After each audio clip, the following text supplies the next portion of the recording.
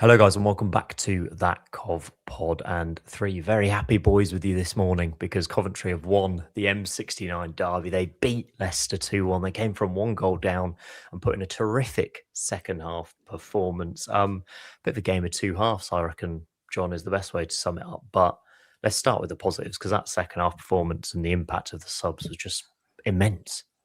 Yeah, it felt like we had power again, didn't it? It felt like we had options, energy. First 15, 20 of the second half, I thought we saw what we used to be.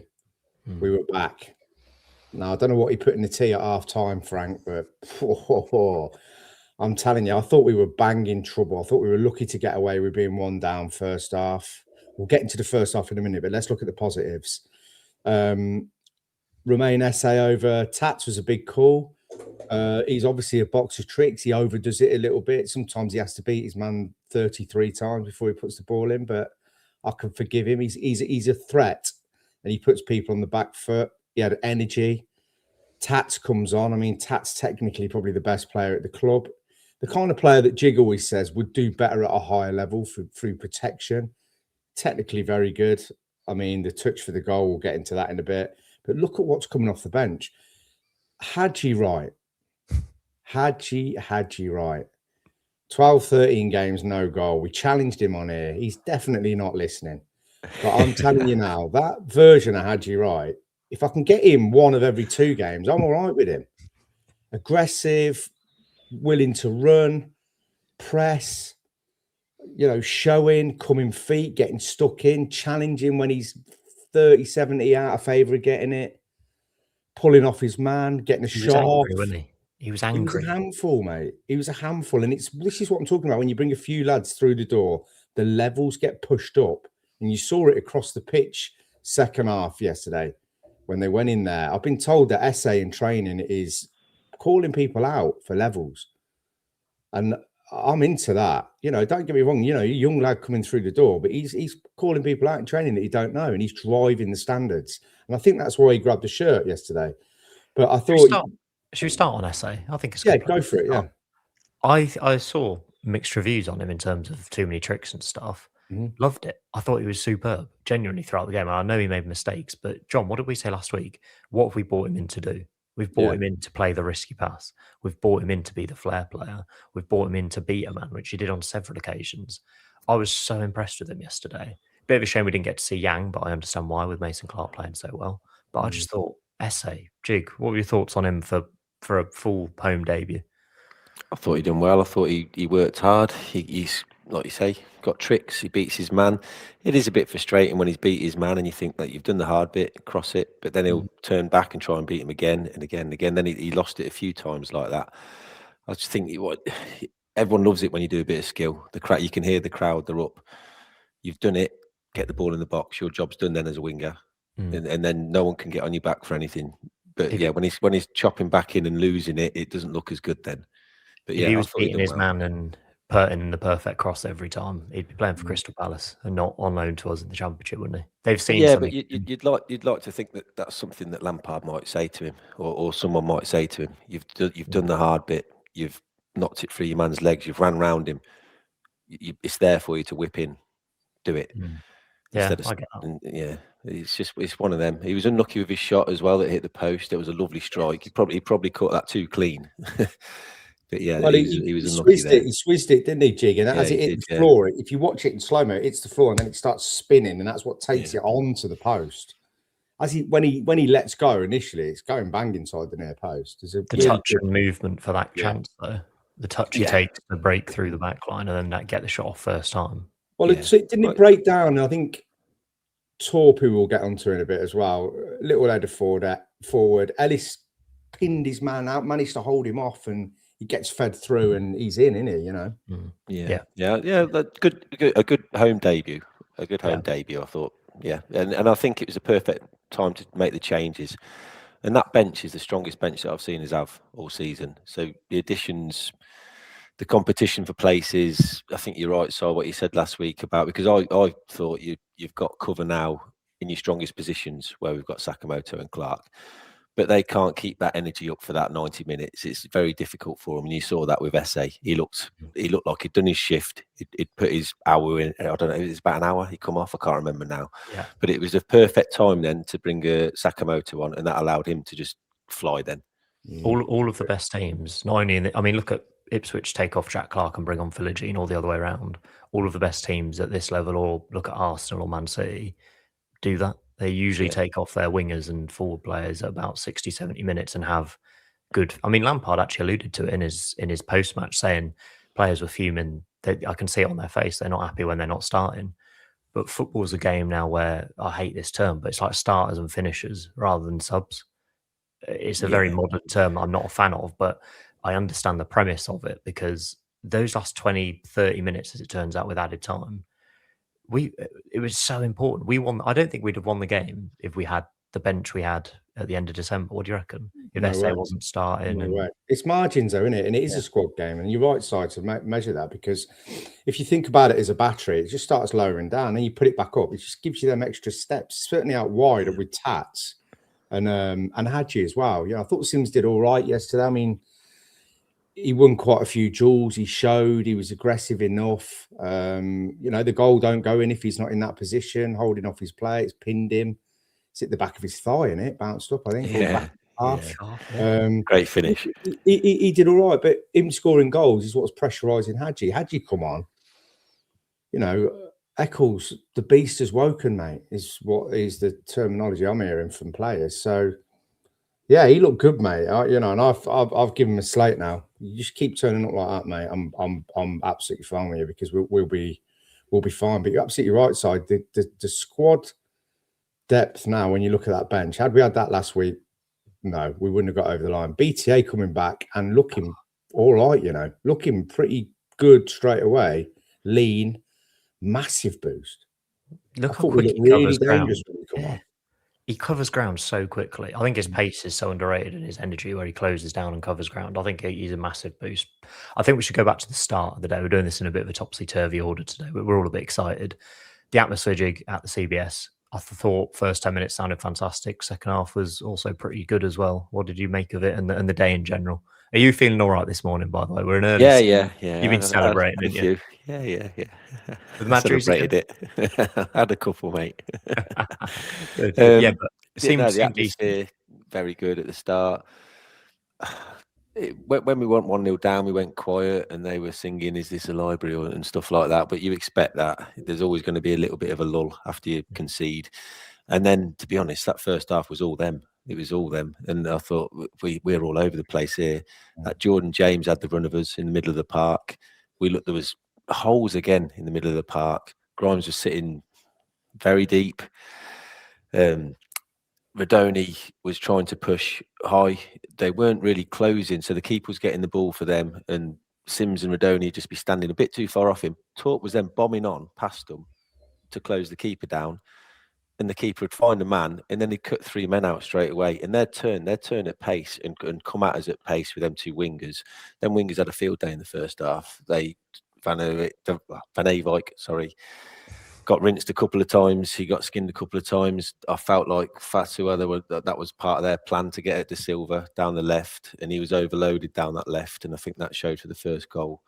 Good goal, by the way. Good football. Lovely Great football. goal, yeah, it was. Yeah, near post, but I think it's just too sharp, too quick, in, bang, goal. But yeah, they could have been, and then Rushworth's tip over the bar, superb save. Like John said, we were lucky to go in at 1-0 down. That kept us in the game. Lucky he fluffed that chance, Decordova Reid, really, given if he'd have got a clean strike on that, it's very difficult to stop. Thought Rushworth again made some massive saves. Yeah. They've got such a strong attacking team. They've got Premier League class throughout that midfield. Jordan James is wonderful, isn't he? He just really covers a lot of ground. Decordova Reid is a really good player as well. I really like him at this level, mate. Christ. And the touch for the James goal, I thought was really good as well. They just got cut open down that side, didn't we? It was a bit frustrating, but I think the space in midfield is what we probably need to come on to, because it was time and time again. Jiggy pointed out there, I thought Grimes was really, really poor throughout the game. I thought he struggled to impact the midfield for all of that first half. And Jig, I was watching it thinking, well, why is he sitting back so deep? I can't say anything. I Yeah. can't say anything about Grimes. I'll take It's like Grimes Dawkins against and Grimes. Wright. I can if take I this say anything over. about Grimes, I'll Honestly, get grief. He sat back so far into the back three that when we lost the ball, we basically had Rodoni in the attacking line, Grimes in the defensive line, and then Torp on his own against a midfield three. And I know we might have some criticism of Torp of what he could have done better, but he didn't have much chance because every time they broke, they had two players free in the midfield against him. It was so frustrating to watch. But the second half changed completely, and we will come on to that. I think what needs to be, for me, looking at it in game, there's two things actually. Firstly, going back to the atmosphere before I get into the tactical analysis. The atmosphere, I felt like we would get, me and Jig, we were sat with a bunch of lads down near the away dugout. The atmosphere, there was jeering out of that stand opposite us, like, and you could feel it coming onto the pitch. And we were all looking at each other going, the players can feel that. That negativity early doors in the first, it was frustrating. It was frustrating. There's no doubt about it. But how many times have we seen us have one bad half and one good half? That we've got to cut that out. I know there's negativity on there because we have to analyze and keep it real and 100 because we're talking about what would you do or what are the issues that are going to need fixing if we're going to stay in the top two. But that don't need to be traveling on the pitch. And there was a little element of it for 10 minutes and it was a bit of a concern. Anyway, that's my 10 pence on that. We've got to back the side. I know we dig players out in here every now and again. We're frustrated, but when we're in that bowl there, mate, we've got to get behind them. I just felt that was a bit of a concern. Talking about the tactical thing, you have to take your hat off to Frank and the coaching staff because second half or half time, they really sorted the issue out. I think the issue is twofold. Jig pointed out there about that one moment where Torp went beyond because no one was pressing. The crowd jeer when the goalkeeper's got the ball because you've got Simms and Rodoni, and they're like, why are you not, pushing and squeezing the life out of the goalkeeper? You don't do that for that very reason, because if one don't go and the other one don't go and they get split, then the midfielder has to go. And Grimes is so deep, there's a massive gap. So all of a sudden, as much as Torp was frustrating me, because I didn't think he worked hard enough out of possession, there was a lot of pointing and gesturing. At times, he was 2 and 3 overloaded because you had Rodoni at one end and Grimes too deep. But actually, if you look at what happened in the second half, it wasn't actually a midfield issue. I think what you saw was the two centre-halves was so narrow when we had the ball that when Grimes did come in, there was nothing there. If you watch in the second half, if you go back and watch the highlights, obviously we move up the pitch 5 yards, and the work rate and the energy from the front for the first 15 in the second half is fifth gear.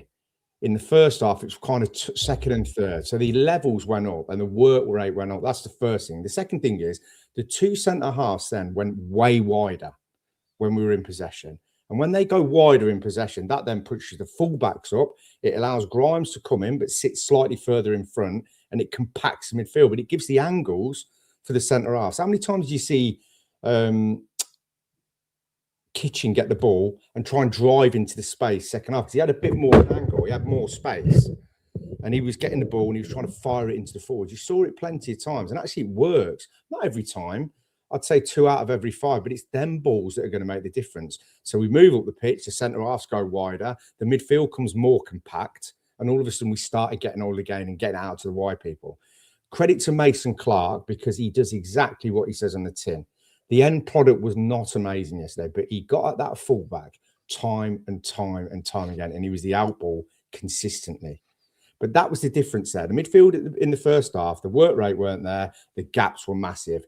The centre halves went wide in the second half. The fullbacks went up slightly. We moved up the pitch 5 yards. It allowed Grimes to sit in. Didn't have a great game, which is unusual for him, but it allowed the others to be combative and explosive in attack. And that's what you saw in the first 15, 20. Then it settled down.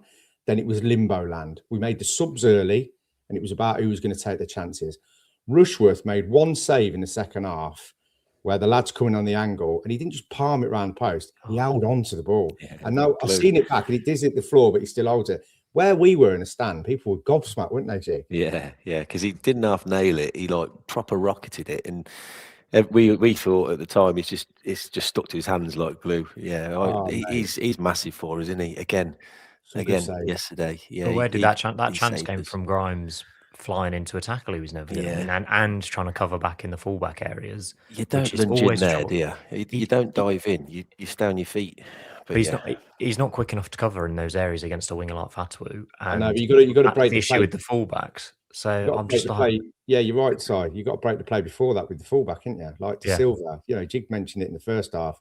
Not all of it was his fault, but we were getting absolutely roasted down that side first half. Second half, I think he was getting on a bit, bombing up a bit more. He's great offensively. It's just defensively we need a bit more out of him. But you're absolutely right, Si. by the way, if you're not watching on YouTube, you missed John's incredible tactical Pep Guardiola hand analysis there, where he's putting players in and out of position. I think you might have punched his mic in all the excitement. I did. Well, I did. It went into the desk in front of me, and I was going to say Tony Adams there rather than Pep Guardiola. But I gave you, like Wigfield. Gave you more credit. Talking of hand analysis, Torp in the first half yesterday, we'd get the ball and we'd go to turn to attack, and you'd think, right now, because they were breaking at speed, they were turning, and when they were countering, at pace. He'd get the ball, he'd pick the ball up, and then you'd think, right now, go. Like, you've got your runners, your wingers are making room for you. Pick one of them out, and he'd stop and he'd turn back and he'd come back to kitchen, or he'd come back to centre half, and he'd do the hand gesture to slow it down. And I'm thinking, slow it down. We're losing 1-0. What are we slowing it down for? And then second half, we didn't do that. Second half, there was no real turning back, going back. We were countering at pace, using the wingers more, and it worked. I just feel first half he was killing the play a little bit. Leicester are really well. They're quite good. I won't say really good. And Martis Cifuentes teams are really good at getting back into shape quickly. And you saw how compact they were in the first half. And that's where, when we had a bit of space, you just had to go for it. And the fact that we were slowing it down was just like, well, we can't break them down now because they're all set and in position. Whereas when we had a chance to hit it, that's why Essay I thought was impressed, because he did a couple of big switches in that first half, going over to De Silva and going over to Mason Clark. And he seemed to be the one to try and speed things up. But he did a first-time pass down the line to Van Avac as well. He just seemed the guy to kind of try and unlock it in that first half, but it was all a bit too slow and a bit disappointing. We should have been more than one goal down, shouldn't we? We conceded too many chances. There was a couple of cutbacks, John. The Rushworth save we've already touched upon, and it just felt like I saw a good tweet, actually. I'll try and remember who did it if I can find it, who said Cov shooting towards the... Here you go, Alex did it. Cov City kicking towards the north stand, and it's a picture of the Tesco bag relegated team with Big Ian Ramirez and Ryan Haynes in it. And then Cov shooting towards the south stand, and it's a picture of 2011 Barcelona. And it does feel like that, doesn't it? It really does feel like that, because...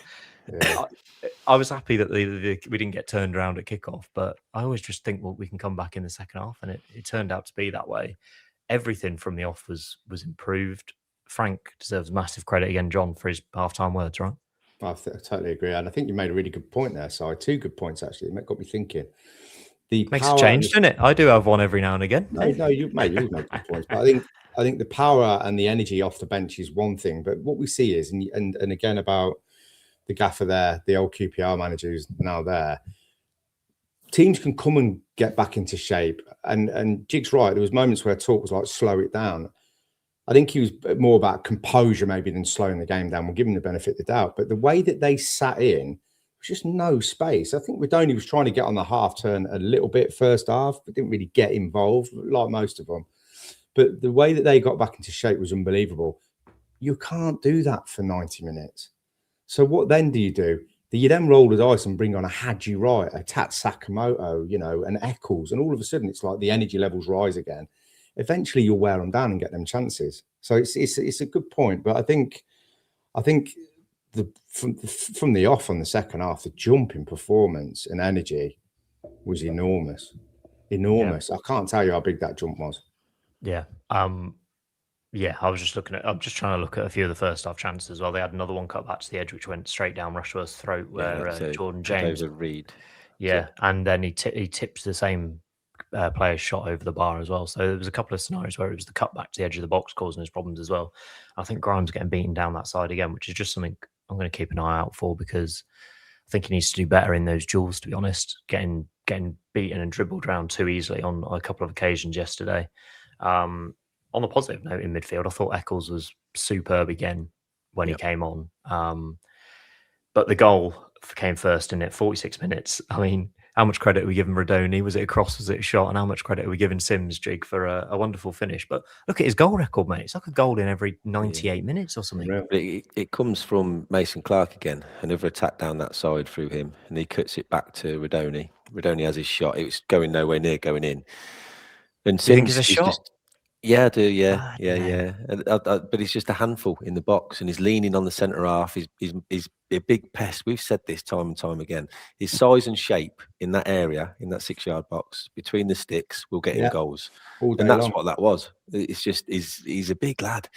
He's leaning all over him. Lampard, did you see his interview? He's like, "Oh, great finish from Simms," like tongue in cheek. I was like, "Yeah, brilliant."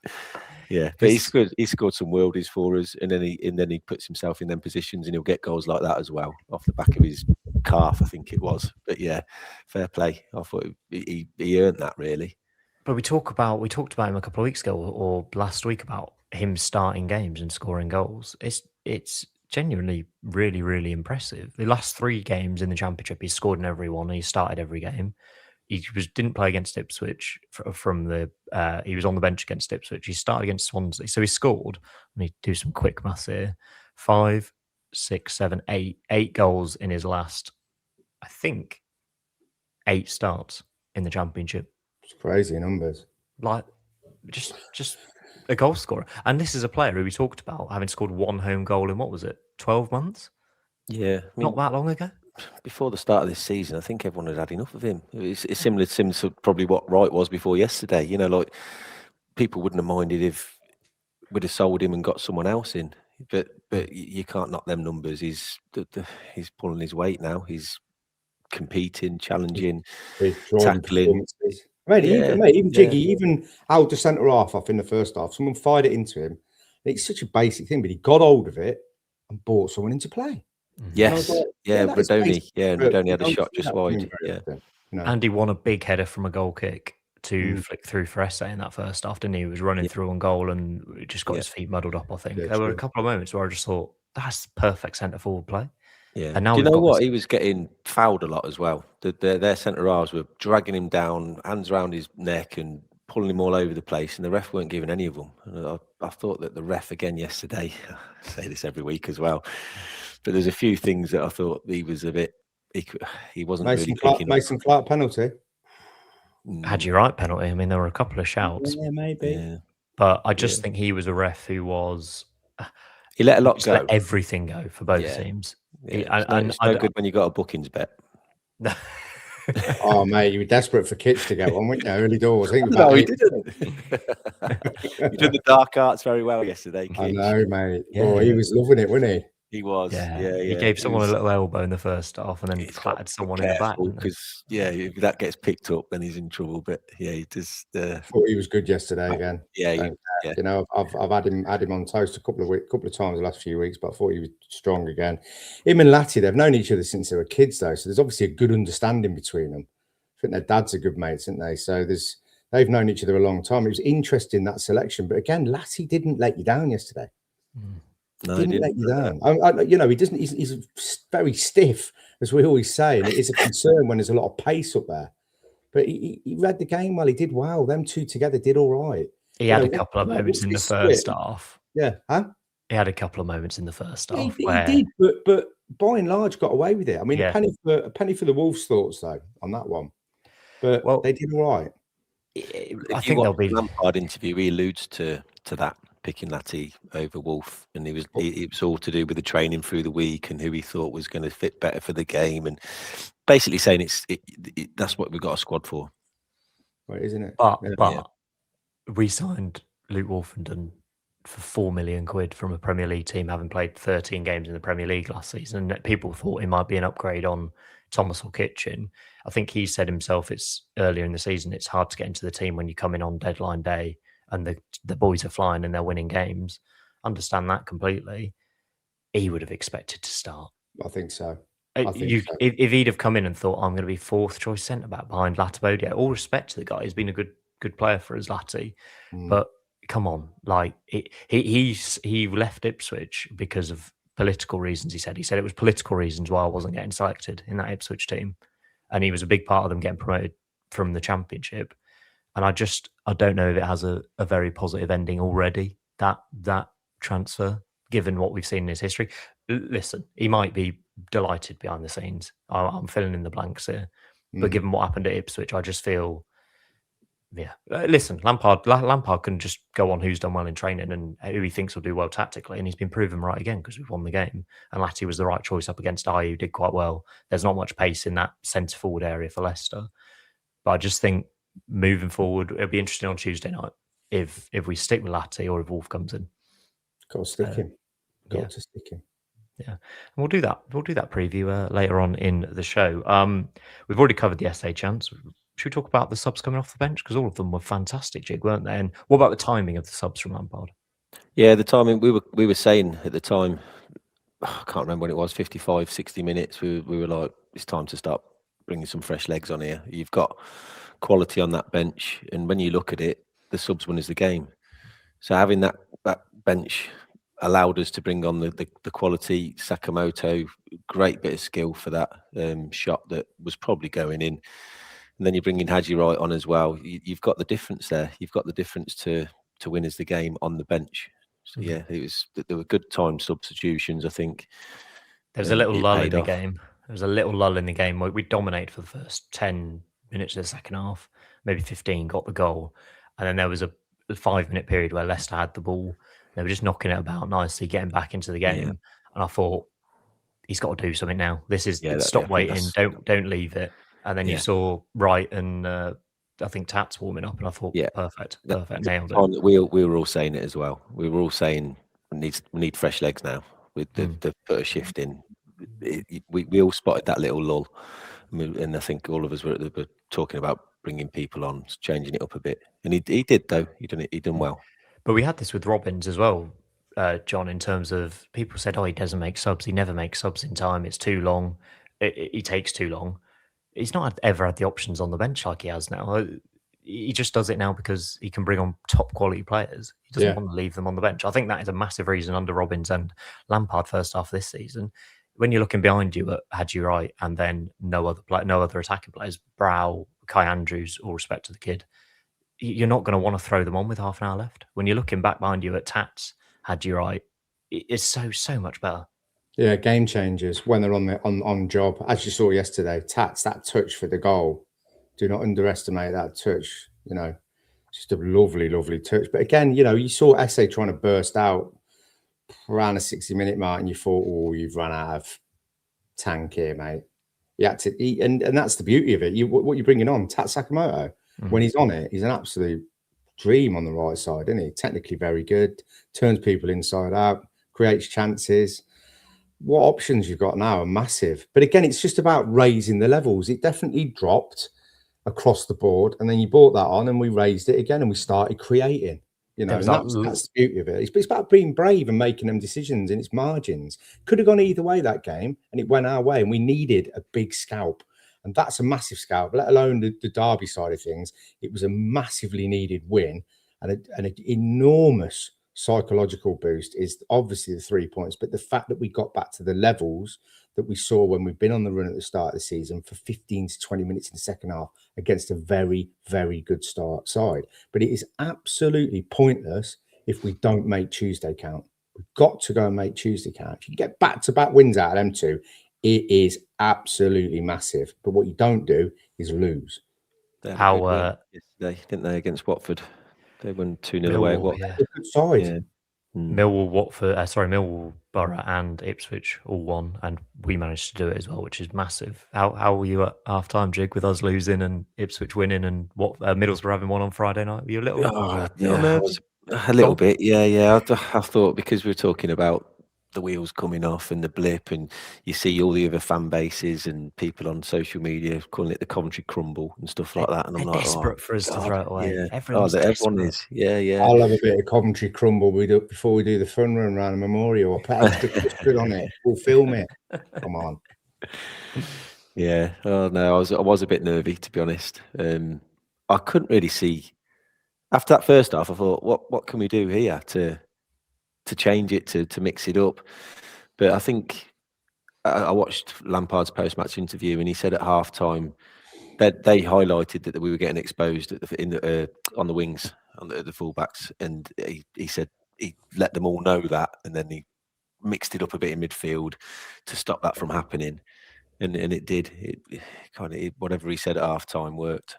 I know he had a few moments, but I think De Silva, on the whole, dealt with Fatawu quite well, given he is one of the best wingers in the. I know he had that one shot and that run down the right, but he didn't have too much apart from that. He I didn't, thought he was relatively quiet, given his quality. So Dan got lure packed as well, though. First half. First half, he got lure packed. He did. Yeah. The Sky analysis actually on us conceding goals before the game was about Milan being basically way too high up the pitch and being in the wrong position on a lot of occasions. We've conceded goals lately, so interesting that they've picked up on that as well. Any final thoughts on the derby, and then we'll do some listener questions and look forward to Millwall. No, it's a great win. I think Leicester are in a false position in the league. I don't think they are. They've got too much quality to be where they are. I think they will be okay. They'll come good, unfortunately. But yeah, if we'd have lost that yesterday, it would have felt like a double whammy, really. Because one, you're losing to that breed up the road, and two, you've lost when all the other teams around you have won. So to get that win was massive. It was massive. We've got through Christmas. We've got brought in 2 high quality players that are driving performances behind the scenes and on the pitch. We've got BTA back. Rodoni slowly getting up to speed. Had the return of Haji Wright after 12 games of obliviousness.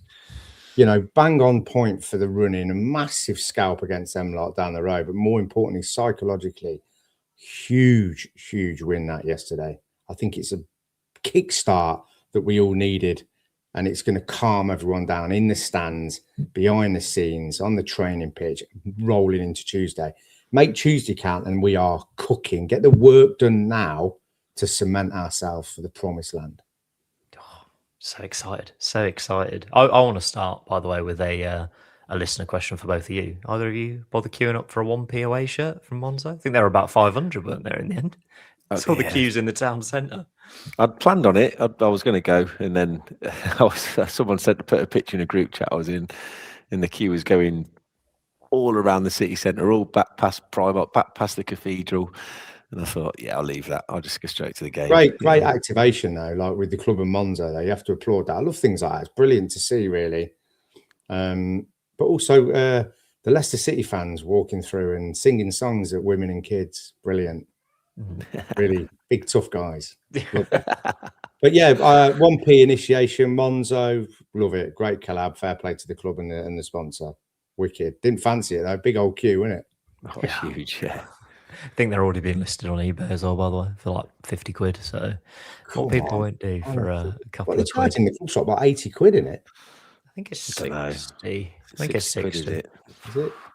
Yeah. So anyway. I watched that American lad's vlog when he was in there having a little scout around. There was an 80 quid above the away. I wasn't sure if it was like full kit. I was like, 80 quid. That maybe that's the player one.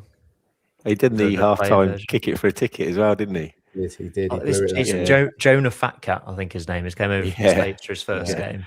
Good on him. Shout out to yeah. He seems like a nice kid, him. Yeah, he does. Yeah. Welcome on board, Jonah. Clean your boots, though. They looked a bit dirty, mate. Get them clean. Ben says, in games like that where we need some bite in the middle of the pitch, Eccles is a better option in the 8 than Torp. Was excellent when he came on. I can also see SA being a better option off the bench when we're looking for a moment of magic to break down a defence. Good comment, I think. John, this is about the options we've got. Eccles versus Torp. I think we're a far better team with Torp in the midfield when we're using him correctly, but I think Josh has been really impressive recently as well. So good options. Great options. I'd have started Josh yesterday. I think we said that. I would have started Tats as well. And I do think that SA will be more potent off the bench. But again, you don't know what deal's been cut. You don't know what happens in training. But listen, it played out. It worked well, didn't it? Josh came off and cemented the middle of the park, got hold of it, broke the play down, looked decent when he come on. But this is the beauty of it. It's like looking at the analysis and the legs, and whoever's fresher, you can start them. Torp technically is a better player, but got exposed yesterday due to his lack of work himself, but also everyone around him just not at the level and not technically and tactically playing correct. The gap was absolutely enormous. And you saw in that first 15, if you go and watch it, centre-half split, compact. We move up the pitch, but it's all about the work rate and the energy was another level. And when you've got it like that and you've got Torp in the side, no problem. Yeah, 100%. The crowd Gibbo, helped as well go on, second half yesterday. Sorry, I think the crowd, once we were on the front foot and once we got that goal, I think that rocks the away team a bit, and it makes us, it puts us on the front foot, and I think that's how the crowd helped us get that win yesterday. We said it in the first half, didn't we, Jig? It needed someone to really hit someone in a tackle to get the crowd up, because it was not good. Do you know what's still frustrating for me? How many people missed that goal? The stadium's, there's about 20,000 people in there at the start of the second half because Not there's so frustrating many for Doug, empty though. seats. Well, Alvino did Hey. flow. He's on the margin, isn't he? It's a very good point. Lager. Sometimes cider. Yeah. Vinci was drinking, mate. Yeah, unbelievable. Gibbo says, good point this, happy in the end. Is Haji upset with the fans for not supporting him through his tough spell or disappointed with his own form? Seemed a bit awkward how he celebrated today with the win. I mean, should we give this one to our Haji Wright correspondent, Jig, for his celebration? Yeah, go for it, John. Yeah, I thought it was a bit strange, but I don't care. Keep scoring, big man. The thing is, it's like you can't moan at the fans. The fans are backing the club, and you're not scoring. I don't care if people are not scoring. If you're playing your part inside, you weren't playing your part. You were lethargic, lazy. You looked disinterested, and you weren't getting all the games. And people were pointing it out. Even the regular punter could see it. And then there'll be people that come out now going, "Told you." What 1 in 13 for like the supposed best striker in the league was not acceptable. Yesterday, what we saw from him was more than acceptable. Everyone will be delighted if we can get that Haji right 1 in 2 games even. So yeah, good on you. You've got your goal. Now let's kick on. Get the move. I must have looked over at that linesman 4 or 5 times. You know, I kept thinking, don't put that flag up. Don't put that flag up. He weren't off though. Somebody slowed. No, he wasn't off. No. Leicester players were whinging about it at full time. I'm like, go and look at the screen, mate. He's well on. Like, come on. Jig Neil Littlewood says, was that Haji's McNulty moment? Is this what he needs to get his groove back and get us over the line? That run back 60 yards to stop an attack is something we never see from him. Yeah, I hope so. I hope it's his McNulty moment. He's got it in him. We all know that. We say it all the time. All we want to see from him is what he done yesterday in terms of energy levels, in terms of closing, in terms of, I think the first thing he done was a clumsy, he went to tackle the centre half, clumsily fouled him, but I don't mind that. I don't mind it because you're tracking back, you're putting the work in, you're there, everyone can see that you're trying hard. That's all we want. That's all any fan wants. Football fans are fickle, right? Everyone knows that. If you're not scoring in 12 games and if your head's down and if you're looking lethargic on the pitch, what do you want us to do? Do you want us to say, oh, that's okay, carry on? No, you've got to call it out. And he has to be there on the line to get the goal because it could have hit the post, it could have got a bit messy. He's there, bang it in, take the goal, get yourself back on the score sheet. Psychologically, a massive boost for him, but everyone. Yeah.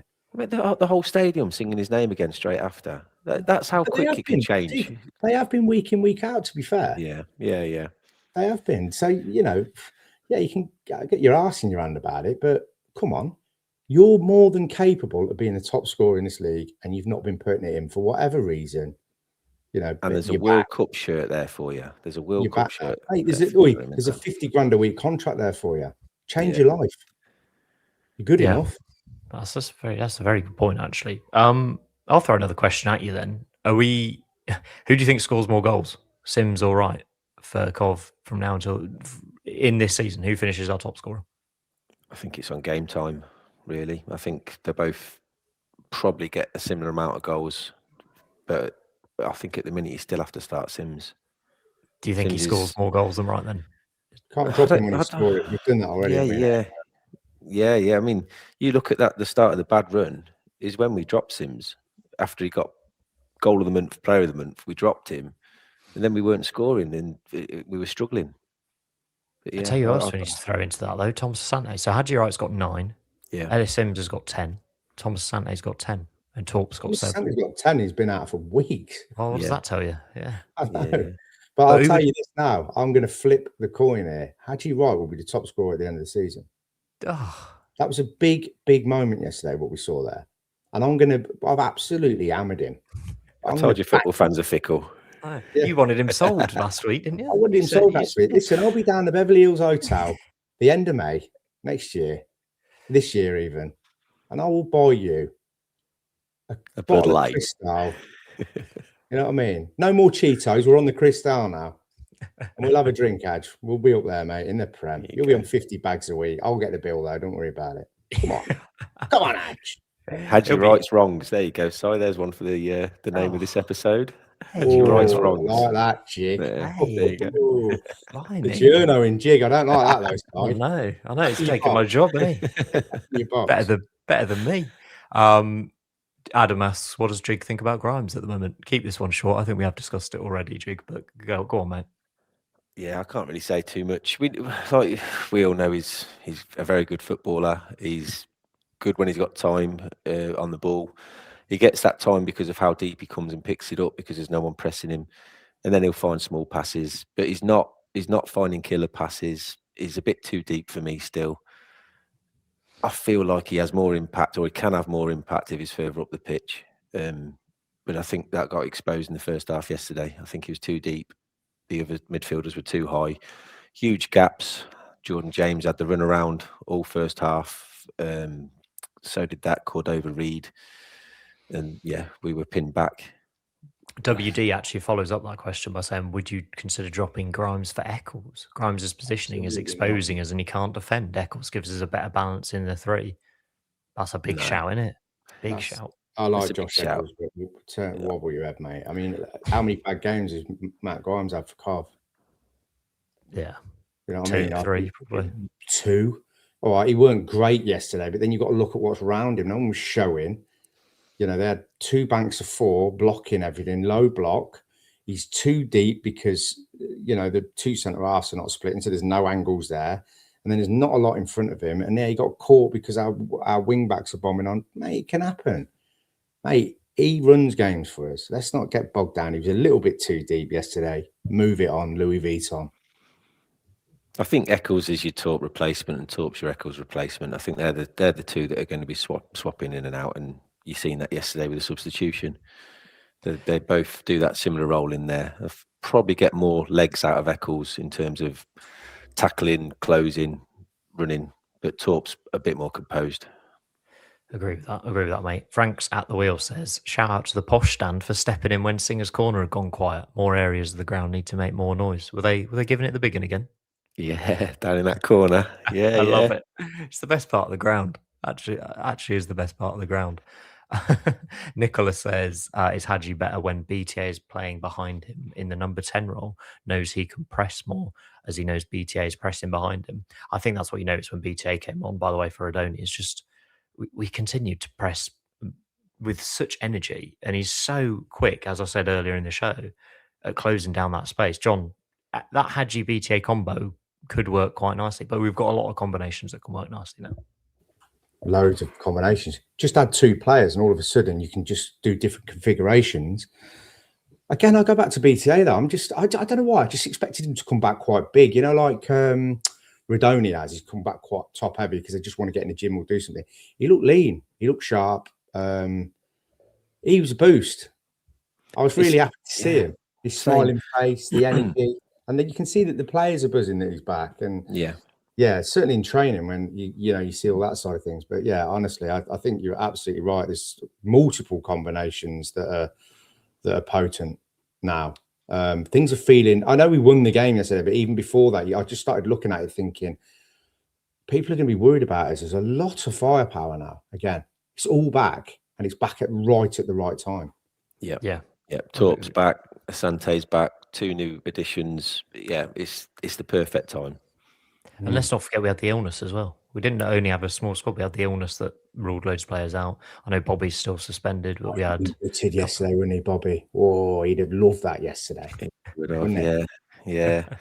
Makes it a bit more annoying, doesn't it? That silly red card. Because after half time you were thinking, we missed Bobby here. He'd have loved this game. It might have been the difference. In the other box as well. From them corners. Decent corners to be fair yesterday. Some good balls put in. Yeah. It's his own fault though. I'm still annoyed at him. Yeah, I am as well. Yeah, I just think it's such a stupid red card. Last question from the listeners, CCFC analysis. This is a good one. Where do Wright and Simms rank in the list of our greatest strikers? Haji Wright's up to 11th on our all-time goal scorers list, passing and love, and 2 goals less than Gyökeres in 9 fewer appearances. Simms up to 14th. He's gone past Noel Whelan and Dele Adebola yesterday. Wow. I mean, they're good numbers in terms of where they're putting them, but it's the consistency, is it? I tell you what, if we get promoted and we win the championship, then we have a bit of a different conversation. It's the levels of the game now as well. Let's be real. The Premier League. Yeah, no, you can't compare to Unlove. No one can compare to Unlove. Peter. But like he's past Noel Whelan. It's like, mate, Noel Whelan probably one of the best strikers we've ever had. Well, he was a winger as well, weren't he? He wasn't just an out-and-out striker. Noel played like wing as well. Yeah. And I mean, look, mate. Did he ever score a goal like Simms scored yesterday? Though that's the question. Whelan, yes, yeah, no, plenty. That McSheffrey cross.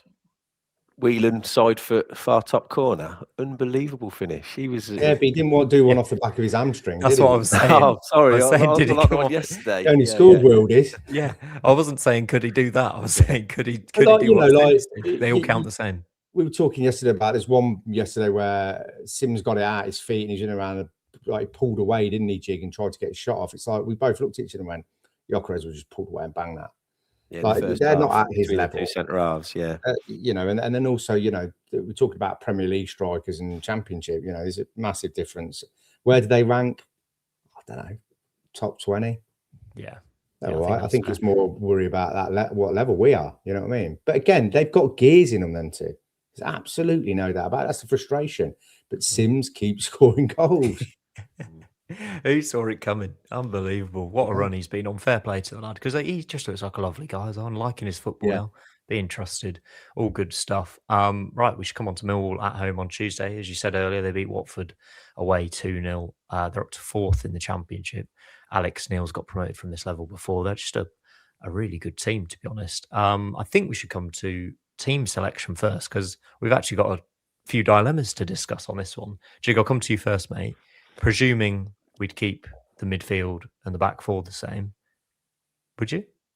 Yeah. Am I presuming that? I think. Tell me you'd start anyway. Go on. I think you've got to keep that same midfield, same back four. Would you start SA because he was there last season with them? Do you think there's a bit of nostalgia there for him? Or do you think he wants to have a go at them? I don't know. I don't know. That's the only position I'd maybe look at changing. I would maybe make more changes than most would, because I think you can just almost reverse what you did on Saturday, on Tuesday. So I would maybe, no, I can't take Simms out of the team given he's still scoring. I was going to say if BTA can start, I'd maybe put him in for Adoni, and I'd start Tats, and I'd get Yang on after an hour for Mason Clark as well. Is that too many changes? Yeah, you've got to manage BTA back in. I don't think you can chuck him into start straight away. I'm just getting excited, aren't I? I think in-game changes happen with regards to what's happening on the pitch. With SA, he could be a bit too emotional to start the game. Let it get ahead. You know what I mean? I don't mean as in like I'm going to cry about it, but I'm just like he's so heightened because he wants to do too much. That'd be the question mark for me. Him on the right. You've got to start Simms. You can't drop a man who's scoring goals. And then you've got all that firepower off the bench again. Same again for me. Same starting 11. I mean, you can't change a winning side. I mean, it's a classic thing, but it is. If Frank did that and then we went and lost or drew the game, everyone would be absolutely screwing, wouldn't they? Yeah. Okay. I think maybe the only potential change is Sakamoto for SA, and just see how he goes, because he'd be a good option to have off the bench. And Tats did brilliantly when he came on. Totally. Would you consider, if we are seeing this new and improved Haji Wright, would you consider trying him on the left at some point again, or do we think we're past that? I'm past just that. A shake of the head from John. I think we got too many good options. Too many options on the wings to start putting him back out on the left. Yeah, I think I agree with you. Home form is still very impressive. Only lost to Ipswich at home this season. We've won our last 3 out of the last 4, I think, at home, because we beat Swansea and Bristol City. Yeah, Leicester. So it's turning around. This is what's going to get us up, hopefully. Jig, how are you feeling about Millwall? I tell you what, the pressure's off slightly now, isn't it? Because we got those 3 points. If we'd have dropped points or lost, this game would have been horrendous to look ahead to. But pressure's off a little bit. It would have been, because that could have been, say, if we did lose yesterday, and you're going, what would the gap have been then? 2. It would have been 3. 3 points, yeah. So yeah, if you then taking that loss into Millwall, oh God, and they're a good team. Yeah, the pressure's really on, and the players might start to feel it. That's the win yesterday, like John said earlier, psychologically massive. We're good at home. We know we're good at home. We've got to really make the most of our home games and bank your points there. Anything you pick up then away from home is a bonus. We win our home games, we go up. Yeah, that is the crux of the whole season, isn't it? Win all our home games and we're pretty much there, which is just an incredible position to be in. Millwall, by the way, 3 wins out of 4 in the league. Drew 0-0 with Southampton, drew 0-0 with Ipswich as well, but did get hammered at Burnley in the FA Cup recently. They've got a lot of big defenders, right? They play a very big back four, very good in the air, very well organised. Ivanovic up front's the top player. Aziz, the right wing, is fantastic as well. John, are we thinking we're going to win this one as well, then? Yeah, I think it'll be a tighter game again. I think it'll be another 2-1. We have to give credit, actually, don't we, to Jig, right? Getting the correct score against again. Is that right? You said 2-1? Yeah, it's there on Twitter in writing. 2-1 and Mason Clark, man of the match, I said 2-1 Cov, we'd go behind. You did. Sims would score. And then I said Mason Clark, but Mason Clark was right there, wasn't he? Yeah. Oh, come on, mate. Yeah, you two are absolutely on fire. Unbelievable. So you're going, what did you say, John? 2-1? 2-1. Jig? I'm copying John again.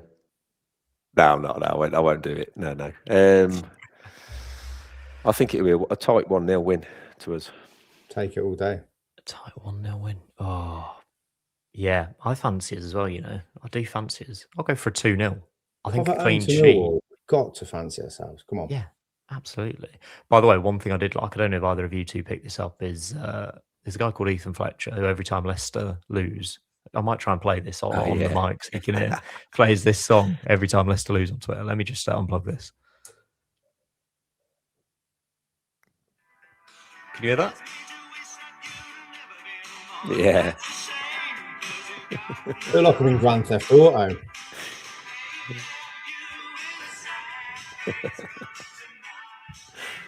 Thank you. And yeah, that getting played at full time by Stu Court. Yeah. Oh, brilliant. Unbelievable scenes. Shout out to them as well. Absolutely smashing it. Just loved it. A moment of the game I thought was fantastic. Yeah, really enjoyed that. And what a tune, by the way, John. Yeah, bangers only, mate. That's what we do around here. Right. Sid Frank as well at the end. Oh, come on. We loved it. Yeah. It feels good again, doesn't it? We've done a few pods recently where it's been a bit of a... I think we turned a corner. I know it's an easy thing to say, oh, you won. But I think there was a couple of things happening in that game where you're like, right, we're back on the game now. We're back in. We're back. Do you know what I like as well? You can see how much it means to Lampard. Lampard really, really loves this club and he really wants to do well. And he's really passionate about it, and you can see it. It comes out of him. When we win a game like that yesterday. Full-time scenes as well. I don't know if he celebrated early or it was a save at the end. It was a save. Celebrate. Yeah. And then he knew that was it. And then the celebrations. It's so good. And well, he was waiting for the sucker punch like us. He's got the Cov muscle memory now, hasn't he? He can't have it already. No, it's all fine. It's all fine. I mean, we said last week, win at all costs, basically, didn't we? This game was going to be so important to not lose, wouldn't it, really? Yeah. And now we're at the start of a 3-game week where Millwall at home, full of tough game Tuesday, mate. That's a tough game. But anyone at home, we've got to fancy ourselves, especially with all that firepower we've got back now. Millwall at home, Norwich away, then the following Monday. This is a tricky little run, by the way. Norwich have turned a corner massively, went and beat Wrexham away. So this week's a big week for us. Points out of those two? What do you reckon? 4? I'd take 4. Yeah, we always lose at Norwich, so our form is... Anyway, we can do this after the Millwall game, but our form at Norwich is just horrendous, isn't it? Reminds me of that game where Tyler Walker started up front with... was it Gyökeres on the bench? Yeah. Mark Robbins just kind of lost the plot for a minute. Get yourself up there. Little ploughman's lunch on the way there. Stop off. Get up there. Get us 3 points. Bring some carrots back. Come on. Right. All done for today, I think. I've got to give a mention. I had a good chat in the beer garden with Dale Rolls and the lad from Ireland who listens to the pod, Irish Liam. That's all I've got his name as. So big shout out to them. They were saying that they listen to the pod and they enjoy it. So yeah, you getting any money from these shout outs, Duke? No, I just, they were just asking for. They're saying, "Oh, tell you what, we're gonna have to get some close protection for Simon when he's back down to CBS, mate. He'll be getting mobbed down there. Everyone a shout out. Right, John, I'm going to let you give the final message to the dog. Oh, I did the final message last time, so I think we'll pass it over to you. Actually, you ain't done one for a while, Simon. Oh, it's because we keep losing. I'm too miserable. Go on, get one up there. Go on. Hey, we're back. Haji Wright is back. If you're on your dog walk, look up to the sky, breathe in that fresh air, that wintry, crisp January air. Because there's been a lot of talk about bottling it this season. Let me tell you, there's no bottlers here. There's no bottlers in this squad. 19 games to go, baby. We're back. It's a big week. CBS on Tuesday. 3 points on the way. We're going to put Millwall in the place. Frankie Lampard's taking us to the Premier League.